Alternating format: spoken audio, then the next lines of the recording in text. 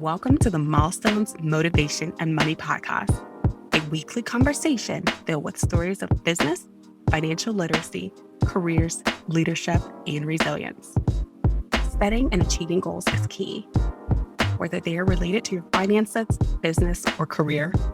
I hope to empower you with these conversations, no matter where you are in life. I'm your host, Angel Radcliffe, and on this show, get ready to change your mindset and start your journey to achieve your lifelong goals. So if you need a little motivation to start your day or jumpstart your next project, tune in and be sure to join our community online at milestonsmotivationandmoney.com. Hey, welcome back to the podcast. On today's show, we're discussing the art and science of high-ticket sales.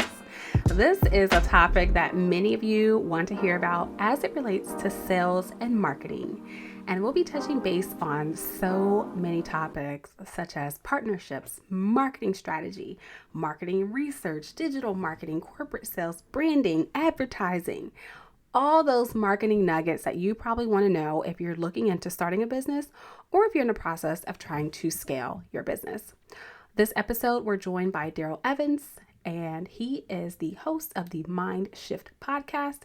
He's also been in the business for 30 years in sales, marketing, mortgage. Oh my gosh, so many areas. He's such a wealth of information, and I'm so happy to have him on the show. So let's go ahead and welcome Daryl to the show. Angel, thanks so much for having me. I really appreciate it. I am really going to enjoy this topic, and we had a good conversation in the pre-show. I wish we were recording. So I definitely am so excited, and I want people to be able to learn from you and your marketing skills. So how about you start off and give us a brief overview and background of who you are? Yeah, thank you so much. First of all, my name is Daryl Evans. I have been very fortunate to now have been in the entrepreneurial marketing and sales space for I'm in my 30th year. So I'm really, really blessed that I got an opportunity in my 20s to pursue the path of entrepreneurship and really understand what it took to grow a business. I was actually not originally heading down the entrepreneurial path. I actually went to college thinking I was going to be an electrical engineer. And along that path, I was also a general manager for Taco Bell, pretty famous restaurant here in the United States, really good on the college kids' budget. And during that time period, became a general manager. I didn't realize what it was going to do to my career trajectory at that time. But while I was studying engineering, I was now also involved with business and P&L and management and food cost and hiring and training and empowering and all of these things. And so little did I know that little restaurant experience, which really wasn't a little experience, I was actually there for a total of 10 and a half years. It really just opened my eyes to business. And so I changed majors, changed it to finance. And even in all of that, I still thought I was going to go do something else in the world of business finance, but not so much entrepreneurship. I did start my first business around 2021 when I was in college, just really to put, money in my pocket for the weekends. And then thinking, it was a side hustle, as they call it today.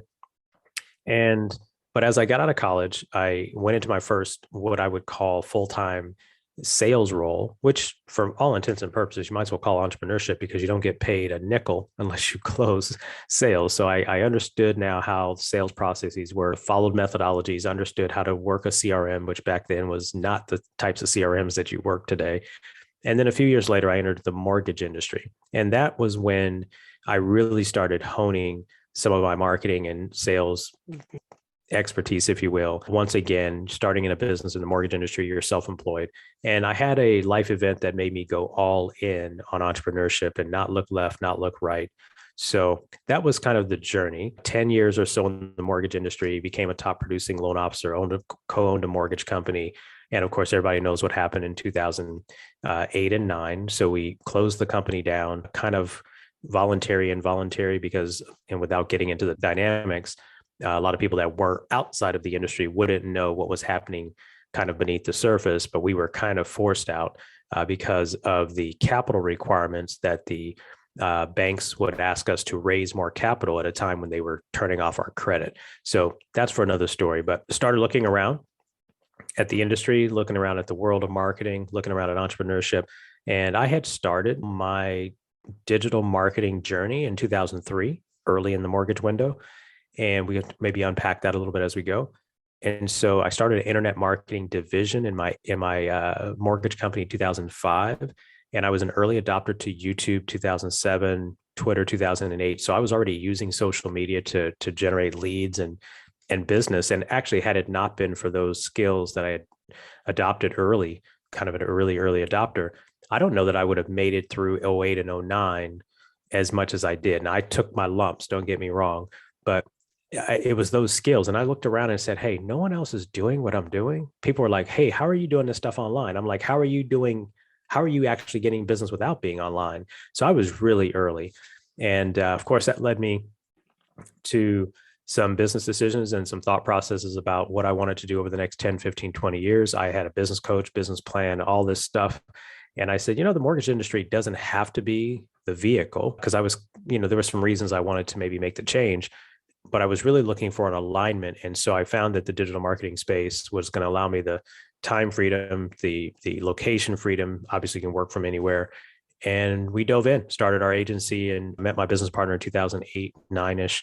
And we started our agency in 2011. And so Yokel Local has been helping small, mid-sized companies now grow revenue, generate leads, build our online presence, all of the things for like the last 10 and a half, 11 years. And we're very fortunate to have generated quite a bit of revenue for a lot of companies that needed the help. So we're having a lot of fun. Wow, such an amazing journey. And you were sitting there and going through your story, and I can tell you were sort of self-reflecting. And I think when we look at the things that we've been through and the places that we've been and those goals and the successes, we're like, how did I get here? Wait a minute, like Right. how did this all come together? Because in the Right. beginning, sometimes small business can be very messy. The late nights and well, there's always the late nights and early mornings Right. and 24-hour days, or staying out on a Friday or Saturday night. But when you think about starting your company, who taught you about entrepreneurship? I know you were into sales, but as far as starting the business, filing for your EIN, like who taught you those basics? I wish I could say I had any lessons on that. I think it was just being curious. I think when you decide that you want to do something, you just have to go get the information. You have to either ask questions. Today, obviously, we have the internet, which is easy. But if I go back into my 20s, I don't remember how I figured out how to start the S corporation, I don't know if we had an S corporation or an LLC. I don't remember if LLCs were out back then, but me and my business, I had a business I started in college, a different one than the first one. I just don't remember, but it's like information that you want is out there at any level. And today, of course, it's available everywhere online. I just think it's a matter of, do you really want it? And if you do, go find the answers, ask questions, get pointed in the right direction. And Angel, I think one of the things is people have to be humble to say it's okay that they don't know something. And it's something I learned as a lesson early on. And I continue to tell myself all the time, I don't know everything. Sure, I've been in business 30 years. I've had a number of businesses, had successes, failures, all this stuff, and I'm still here. But I still wake up every day with a humility of saying, I don't know it all. And I think that probably is where it started for me in my 20s, is when I didn't have a rule book on entrepreneurship. I did get a rule book on how to operate a business inside of a fast food environment, but I didn't understand what it was like to take the next step and have to be responsible for everything, the sales, the marketing, the hiring, all of the things. And I really have to give credit to books, which I like to say my early mentors, which were authors and or speakers in books. And so the early days of a Tony Robbins, a Les Brown, Brian Tracy, some of those, Zig Ziglar, these were critical components for me because I'm a first generation entrepreneur in my family. And I had to look to other resources. And so I'm a big believer in books. I'm a big believer in, back then it was tapes and CDs. Today it's online programs, those types of things. So I'm just a student. I'm a student for life. And so that is where I think I get my how to figure it out mentality, I guess. Oh, and I can relate there. So I've always been very inquisitive and trying to find out how things work. So that's a commonality between both of us, that I'm sitting here and I'm like, this sounds exactly like my journey. But Yeah. but No, it's true. If you're going to be successful as an entrepreneur, I wish I could say it was as easy as, just following someone else's path and buying someone else's course. It really wasn't even the books, because I tell people all the time, even in books, A lot of times, the books I read, I get one nugget out of 300 pages. And a lot of times I'll start the book, get 3, 4 chapters in, 5 chapters in, and get the nugget that I was looking for. And I don't even finish the book. It doesn't invalidate the rest of the book. It just means that whatever made me pick that book up, I got what I needed. And a lot of times you just have to understand that more information doesn't make you more powerful. It's what you do with the information that makes you more powerful. And a lot of people beef with me about that. I remember putting a video up some years ago saying, now information is not power. It's what you do and how you act with the information, which is power. And someone tried to, it was, how social media gangsters are. They just show up and start trying to misinterpreting what your intent is, but it's all good.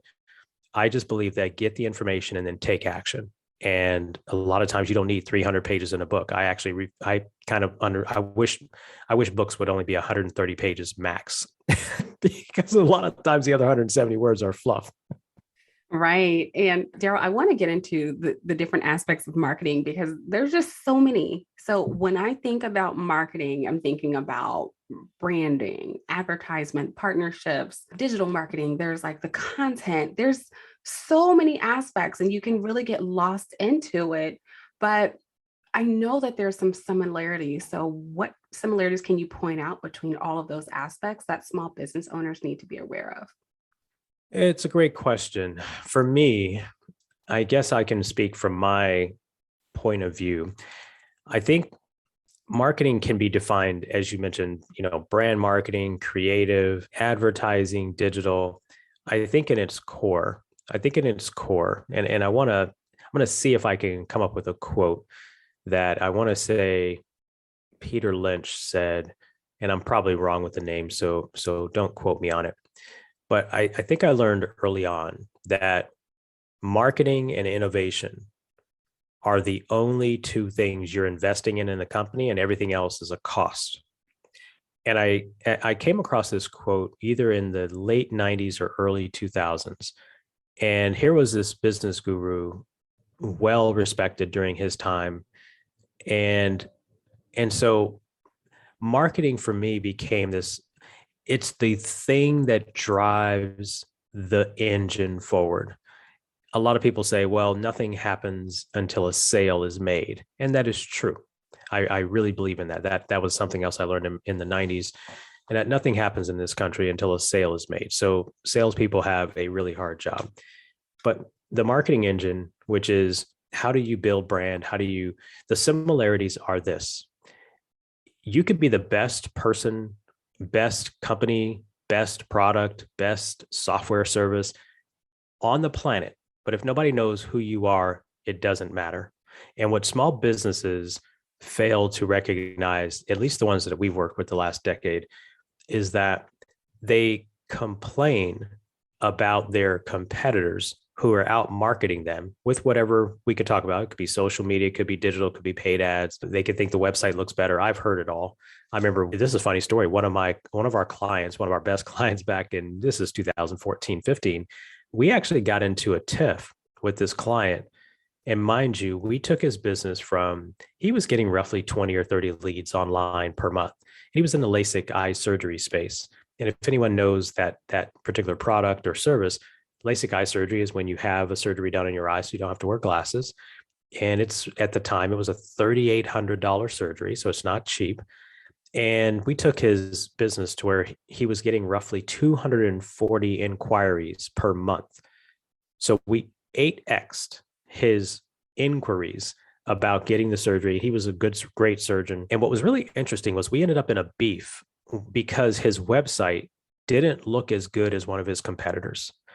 And I tell you that story because we ended up terminating our arrangement over the fact that we didn't recommend that he build a prettier website.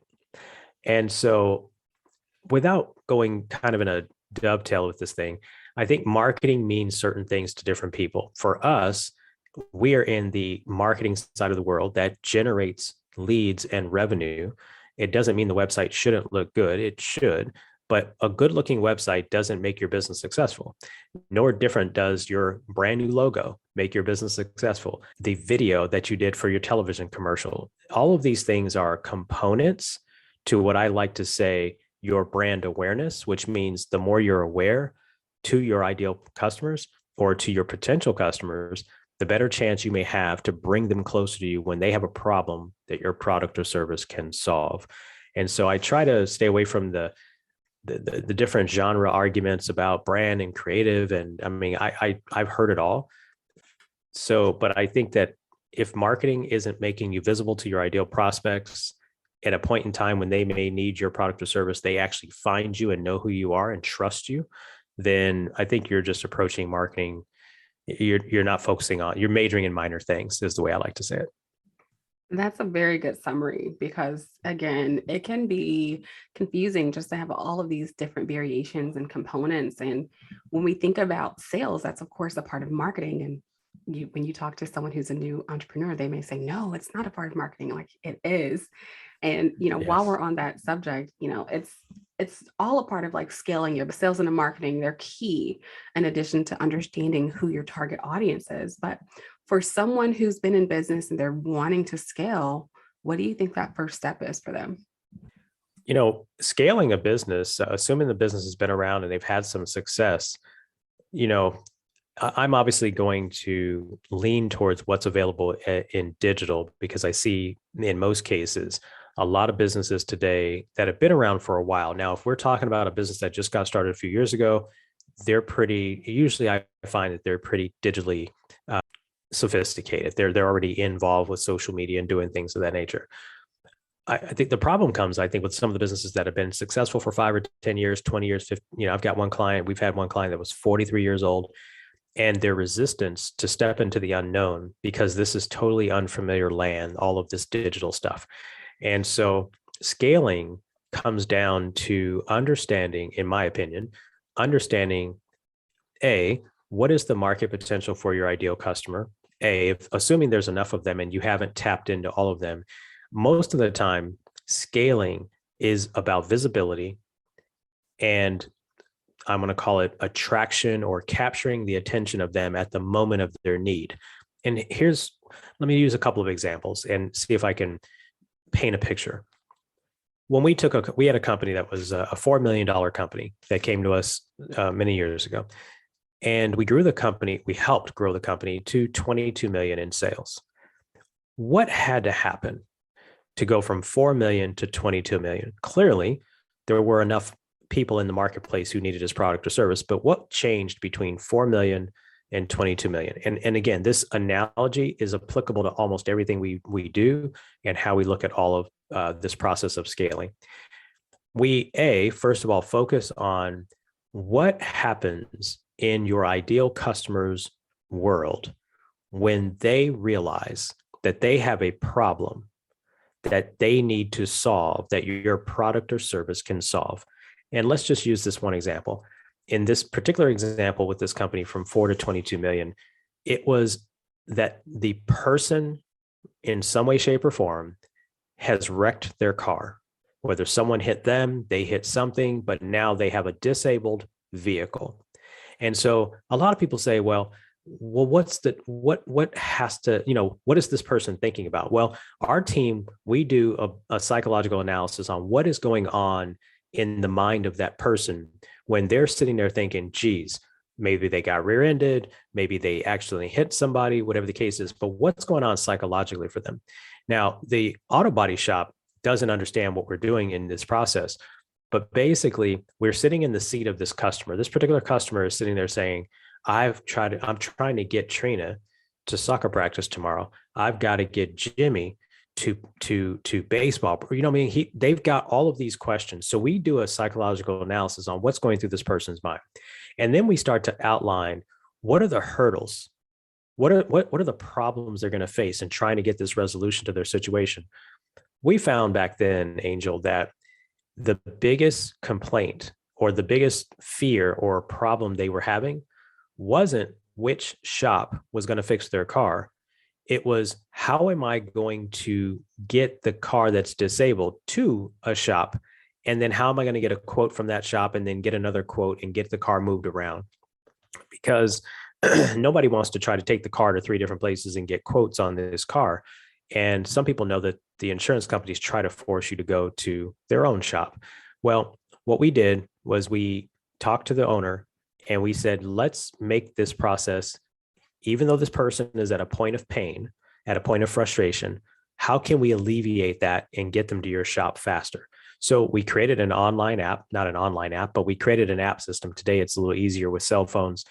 Today, with taking pictures and uploading pictures. Back then, 2012, 2013, it wasn't as sophisticated. We basically said, hey, happened to be the owner's name was Mike. Hey, Mike, is it possible you can give this person a quote without actually having the car in the shop?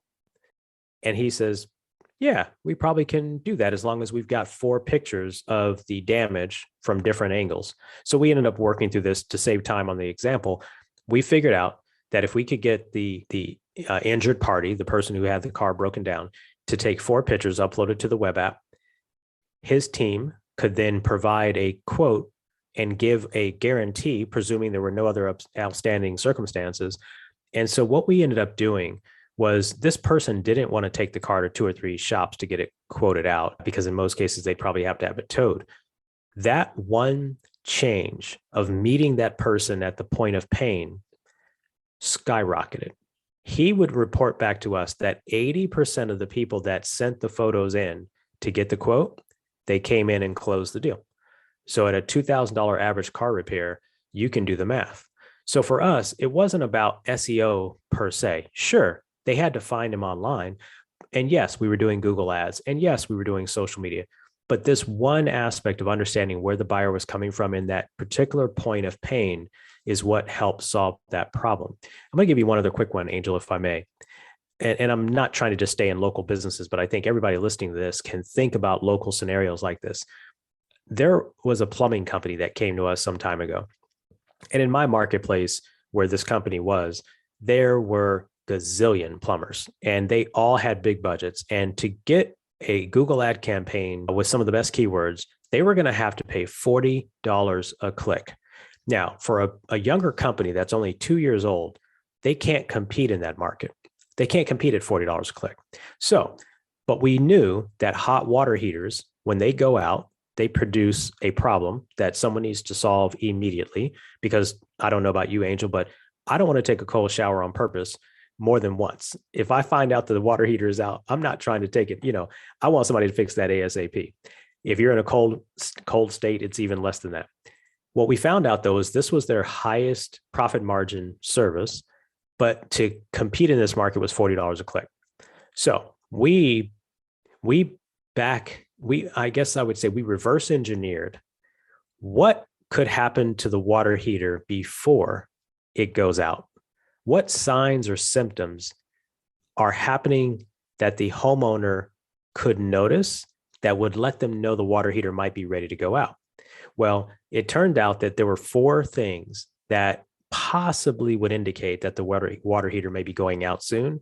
And so we optimized around those problems. So for example, if the homeowner goes out and sees the water heater is leaking water in this particular area or this or that, I can't remember exactly what the 4 things were. And we optimized around those problems. So if I'm a homeowner and I say something's leaking and I go Google, why is my water heater leaking, et cetera, well, we would make sure that they showed up there as opposed to trying to show up for water heater repair. Once again, that scenario, we snuck in beneath the radar and met the person or the homeowner at their point of curiosity or pain or inquiry. And we snuck in behind market competitors that had far more budget. And we've done this over and over and over again. And so in scaling, a lot of times it's finding places in the market that your top competitors aren't even paying attention to. Maybe they're lazy about, but it's really doing what I like to call deep work and finding pockets where there's market share that they're not even thinking about. And in an age where people are now searching full on questions, 6, 7, 8 words in their question, there's always market opportunity that your competitor is not thinking about. Right. And I still agree with you. And I'm thinking about everything that you just mentioned. I'm imagining this gigantic word cloud and really pulling all the pieces together and scaling sort of leads businesses to this growth that can be unimaginable for some. And I know some of your specialty in your talks, you talk about high ticket sales. And in my mind, the only way you can get to that high ticket sale is to scale your business. Now, you may have a difference of opinion there, but But when people are getting ready, or let's take, for example, people that are on social media. So you have these influencers and people who have whatever business and they're selling digital courses that will range from that $3,000 to $5,000 mark. To me, that's a high ticket sale, right? And you may consider something a bit higher. But what Mhm. does it take for someone to get to that point to say, this is my offering and I want you to pay me $5,000? I think the number one thing is you have to understand the value that will be produced from experiencing that course. For example, and whether it's a high ticket course or it's a consultant or an agency like ours, I'm caught off guard sometimes when I think back to when we started the agency. We were helping companies grow and only charging like $350, $400 a month. I'm embarrassed to actually say that. But a lot of times it has to do with having of what the value is that you'll bring. So if you think about the company I just used as a quick example, then I'll circle back to high ticket thought processes. The company that came to us with 4 million, and I'm just going to stick with that one. There's so many examples I could pull up, but from 4 million to 22 million, and then he gets a sale for 30 plus million. I mean, our fee along that journey was only $300,000. And as much as some people say, well, you made $300,000. No, I run an agency. That's not all profit. Are you kidding me? So I think about as the years have gone on, it has made me more aware of how much value my agency really brings to companies. And it's an exponential number. So as the years have gone on, it's really changed my perspective on what high ticket means and how to add value to a company. And a lot of times we began exploring this a few years ago where a lot of businesses are being burned. A lot of marketers out there today. The market is crowded. People are popping up from everywhere, from their inbox to their text messaging to the social media feed to the IG feed. Everybody's saying they're a marketing expert who can get them results. And yet my agency only exists because they're not getting the job done. My agency wouldn't make it if every business came to me and they were happy. They all come to me and they're not even they're I'm not even saying on the show because it'd be profane. They're ticked off.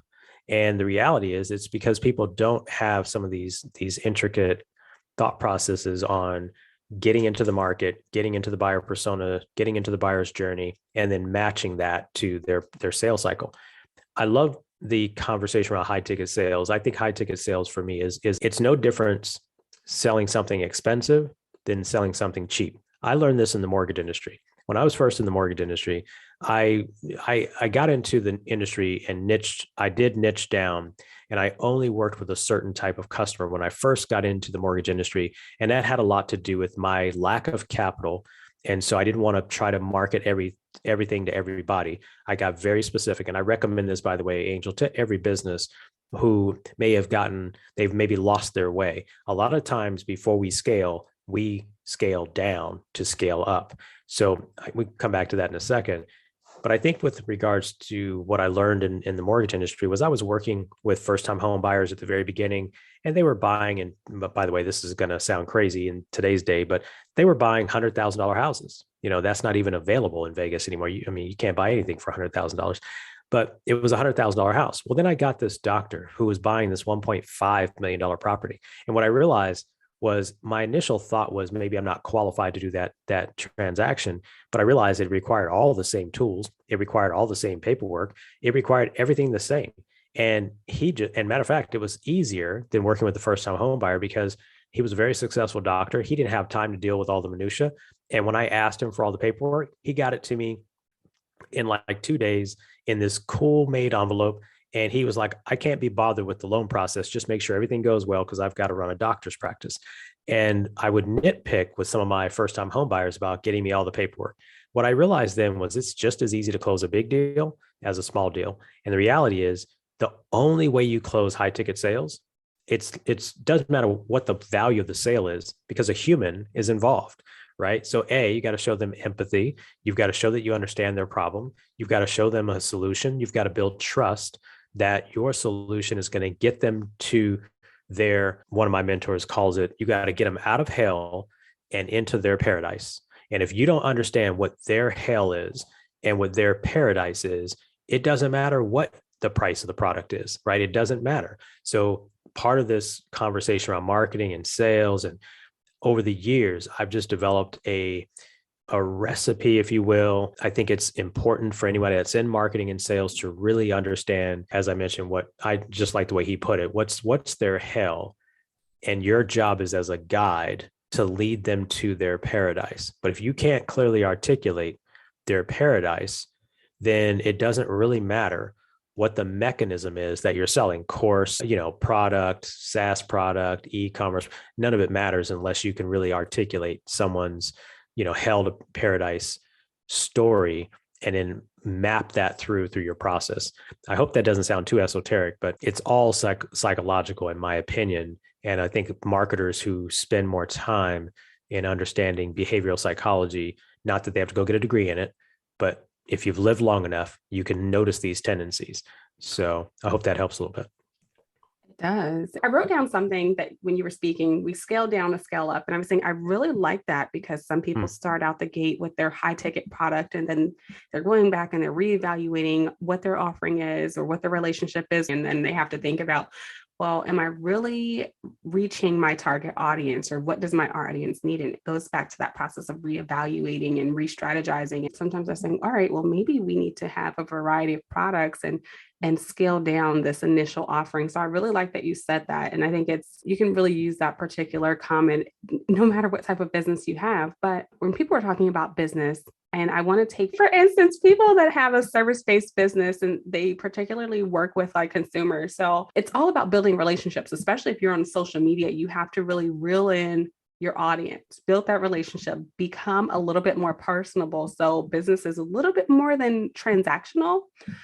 And you think about, well, I want to specifically go off topic because I want to go to people who are really afraid of social media and they're wanting to put someone else as like the face of their business.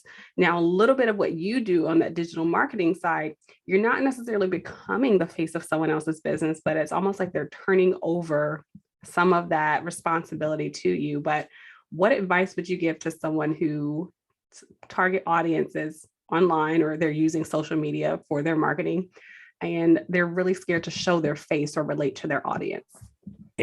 Angel, this is I just don't have an easier way to say it. They're going to get over that. They just are today. You have to get over the idea of trying to put someone, let's say it's an agency or a freelancer. You cannot, hear me clearly, you cannot outsource your expertise. I have to say this, I don't know, half dozen times a month to clients. They want to stand behind the shield of the brand. They want to stand behind the years of expertise. I've got clients right now. I've got two gentlemen who are top producing insurance agents out of Atlanta, and they are deathly afraid to get in front of a camera, but they are so dynamic. They are great speakers. They dress well, they speak well. And you say, hey, we need to get you to start doing 1-minute videos to share your expertise on platforms like Instagram and Facebook. And if you want to go over to TikTok, great. I'm not saying you got to dance, but I'm saying we've got to take advantage of the opportunity that's presented. And what we have to coach them through is this idea that all you're doing when you put your face into your marketing is you're building what you said earlier, Angel, which is trust and relationships through these digital platforms. And so it's just a transferring of understanding that you can't outsource your expertise to an agency. Sure, our agency writes. Sure, our agency has writers and we can do all the copywriting and we can do all of the technical things. And we can even, what we have to do in our agency and with my coaching clients, Angel, is we have to outline the topics that they need to speak on or present on. And then we have to give them a framework for what they should do when they turn the camera on. And I got to tell you, over the last 7 years, it has been, we used to have a video production studio in our business because video is that important. So if your listeners are in this space, B2C, B2B, it really doesn't matter. You've got to be more forward. Look at some of the biggest brand celebrities out there. Look at The Rock, look at Richard Branson, look at Gary Vaynerchuk, look at Mark Cuban. I mean, Damon John. These people all grew up behind a brand, behind a symbol and a logo, but now they're visible to the world.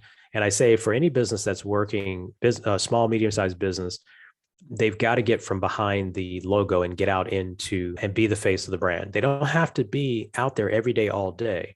And what I like to say is just your job is just to simply share your expertise. Give people an idea that you're human, because like you say, people buy, it's everyone would agree. Everybody agrees. People buy from who they like, know, and trust. But if they don't see you, how could they even possibly like you? They can't get to know you and they can't trust you. And this is the plight of a lot of companies that come to us.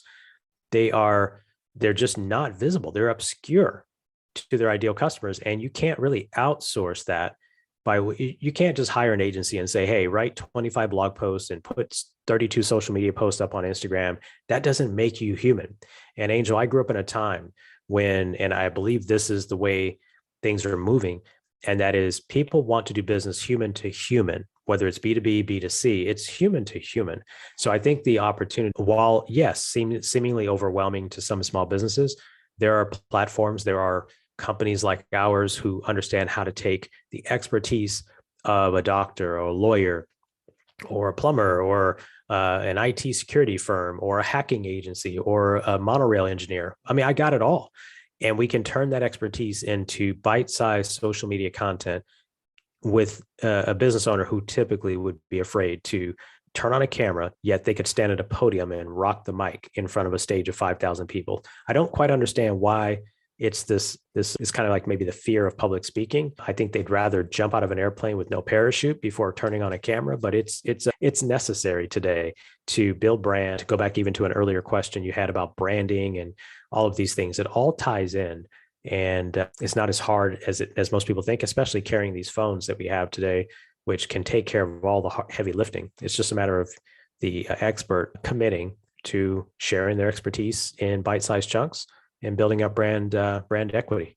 Daryl, thank you so much for that. I really love the response. And I know we're running out of time here, but I have one more question as it relates to marketing, because I know there might be someone who's listening and maybe they're wanting to start a business, or maybe they have started the business, but they don't have the marketing thing down. So what is one actionable step that you can give someone that can help kickstart their marketing? Just one. Let's see. So I know, just one. Yeah, just one. I'll go back to what I just said. I teach a strategy called $1 a day ads, $1 a day ads. Mind you, my background is in direct response copywriting, and I cut my chops in marketing, doing direct response, mail, classified ads, things of the nature, which we haven't talked about. But if I were to give them one strategy, I would tell them to sit down for about an hour, maybe not even an hour, 30 minutes. And I would write down all of the frequently asked questions that someone, a customer or prospective customer, would ask them about their product or service. There should be a list of 10 to 20 of these frequently asked questions. Some of these questions might seem like they're just one or two word answers, but just write down the questions. There's another part of the exercise now. I want you to write down 5 to 10 should ask questions. And what do I mean by that? That means a lot of people ask me this, but what they should be asking is this in order to make sure they're working with the right professional. For example, back in the mortgage industry is when I learned this sort of strategy. Someone would ask me, what is the down payment for a conventional loan? Well, a should ask, that would be the frequently asked question. The should ask question is, does it take to qualify for a conventional loan? It's just one quick example. Once you've got these questions, you can then, whether you want to write out the script, but I would recommend you shoot a video for each question, which means you sort of restate the question and give your answer in 1 minute or less, because that 1 minute or less video will populate everywhere on every social platform today. And then from an amplification standpoint, I use a $1 a day strategy, which can be targeted. Think of a television ad, except not blasting it to everybody. You're sending it only to your potential customers. For example, the insurance company that I just talked about that are out of Atlanta, I have them doing this. They have 2 different offices in the Atlanta, Marietta, Georgia area. And we are going to have them make sure that these videos are only showing to people that are within 10 miles of each office, because the reality is everybody within that 10-mile window is either going to need a car insurance policy, a homeowner's insurance policy, a business owner's policy, a life insurance policy, and they may already have one. The problem is when the renewal comes up, if my guys aren't visible, they'll never have an opportunity to get a shot. So it's the best form of marketing I recommend on a low budget. And especially if you're not super sophisticated with some of the other stuff like landing pages and offers and things of that nature, it's one of the easiest things that people can do. And if you just consider it to be, it's like a replacement to television advertising using social media. You can proliferate the videos everywhere. And then with $1 a day, Facebook, Instagram, particularly, you can make sure that your ideal customers within the range of where your product or service is, know who you are, whether they need you or not. Awesome advice. Thank you so much, Daryl. And I have to end the show with this one question. Gosh, I feel like we need more time. I have more questions. Okay. I do have more questions on the list, but I know we want to keep this short and really bite-sized. But this is a question I ask all of the guests who come on the show. And of course, I'm a financial educator, super passionate about financial literacy. And I've built a few brands over the years, one of those being Ballin on a Budget. Now, when you hear that word "ballin' on a budget" or that particular phrase, what is your personal definition of that? It's so funny because I remember when I saw that in your profile and I got a chuckle. I'm chuckling again because I think it's super funny. To me, balling on a budget, from just a raw thought that comes to my mind, is making the most of whatever resources you have. But it doesn't mean play small because you're on a budget. It means playing smart with the budget that you have, right? I'm a small business guy. I've never been a funded company. We've never gotten venture capital.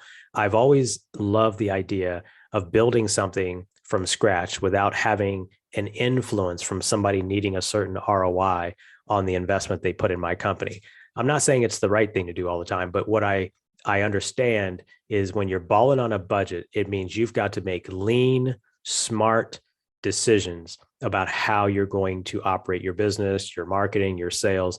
And I think you learn a lot about yourself when you can operate, as you would say, ball on a budget. So that's what came to mind when I first thought about it. And, I think a lot of small business owners who are on a budget can understand that thought process. I love it. Playing smart with the budget you have. Love that. I don't think we've had that response, but we'll definitely add it to the list. And this has been great. This has been a really great interview. You've shared some great gems and nuggets. And again, I actually skipped over maybe 3 or 4 questions. So I feel like we have a good 30 more minutes. So I'd love to have you back down the road. If not on the show, then maybe for a live interview, but I'll leave it to you for any last words you'd like to share. First of all, thank you, Angel, for having me. I'm always super grateful to be on someone else's platform. And I just want to honor you for what you're doing in the world of financial literacy and taking time out to produce a show. A lot of people don't know how hard this process is, and to keep going with it. Thank you for being a voice for those who need the information. And so hopefully today I've shared something for someone listening that was helpful. Thank you for having me on the show, and I'd be happy to connect with you again in the future. Thanks so much for being here. And everyone, be sure to tune in to the next episode.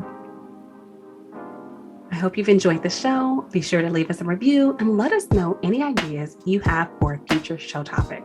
And if you really want to show us some love, share this episode with a friend and be sure to join our community online, Milestones, Motivation, and Money.com. You can also follow us on Instagram at Milestones, Motivation, and Money. Tune in next time.